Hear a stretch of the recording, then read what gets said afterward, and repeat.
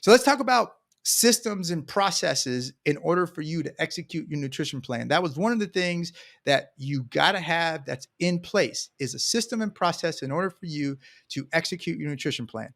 And there's a lot of them. Okay. In fact, our entire program is built on these systems and processes, but I'm just going to give you an example of what systems and processes are, right? So when are you going to cook your food? Okay. What portion size are you going to follow? How are you going to pack your food? What containers are you going to use? Okay. And what days are you going to do all of this? Okay. These are all parts of a system and process that will allow you to execute your meal plan better. Okay. I'll give you an example. So let's say that you have a meal plan. Okay. And you're going to follow this particular meal plan. Okay. Well, obviously, how are you going to follow it? Well, I'm just going to do it. Okay. That's what everybody says, right?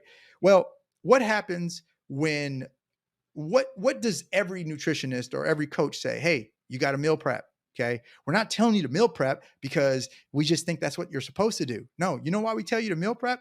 Not because we want to make it hard. We tell you to meal prep. That way, now when it's time to eat, it's super convenient to eat the foods that are right there. Okay. Because if it's not convenient for you to eat a healthy meal, you're going to end up eating what is convenient.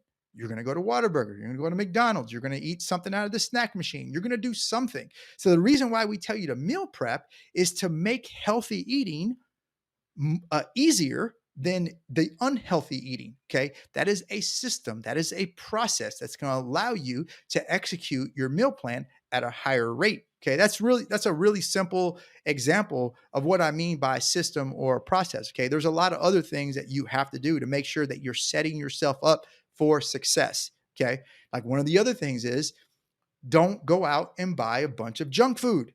Okay. Like it starts there. So don't buy a bunch of junk food. If you go out and buy junk food, guess what you're going to do? You're going to eat it. Okay. So that's another system and process that you can follow. Okay. So, I mean, it goes into the grocery shopping, it goes into your mindsets. There's a lot of different things that go into your system and process, but write down all the things that you must do in order to execute your meal plan at a high rate. Okay. All right, let's talk about the same thing with exercise. What system and process do you need in order to execute your nutrition plan at a high rate? Okay, so number one, you need to make sure that you're going to stick to this exercise routine. Okay, we already talked about that. Now, remember this. Remember the FIT principle, FITT. Okay, it's an acronym and it goes from the most important to the least important.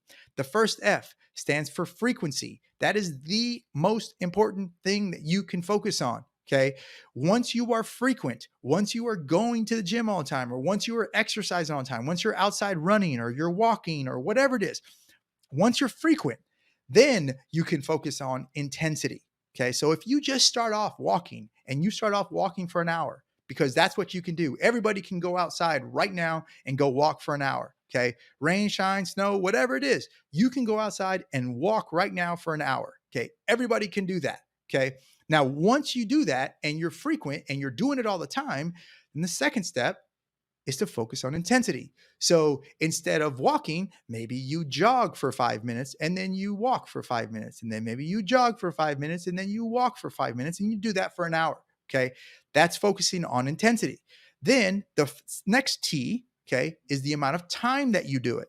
Okay. So maybe you increase your time or decrease your time or whatever it is. If you were walking at 30 minutes, maybe you increase it to 45. Okay. So you start working on the time. Okay. And then the very last T, the least important of everything, is the type of exercise. Okay. So if you start going through this whole process and you realize, hey, running is not really getting me the results that I want. Okay. Let's change the type of exercise. Okay. What do I need to do? Maybe I need to go hit the weights, and then you go do that. And then you go back to the same thing, frequency, focus on that. Then you focus on intensity. Then you can focus on increasing or decreasing the time. And then you go back and reassess what is the next type of exercise that I need to do? Maybe it's still weights, but maybe it's focusing on doing more hamstring work or butt work or whatever it is, right? Okay. So these are all things that I'm talking about on systems and processes of what you've got to do. Okay. So what is it going to make easy for you to exercise? Again, just focus on the FIT principle and you're going to be fine. Okay.